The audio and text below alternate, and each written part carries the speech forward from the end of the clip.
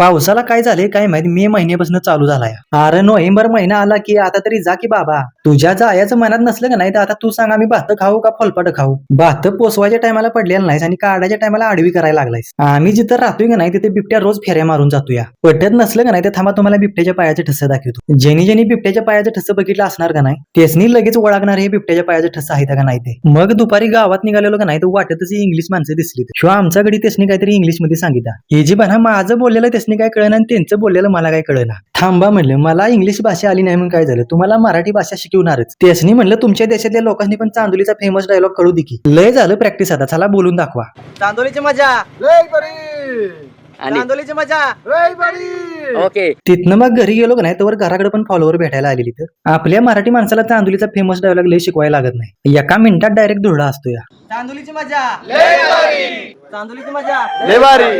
चांदोलीची मजा, लय भारी. चांदोलीची मजा, लय भारी. चांदोलीची मजा. लय भारी.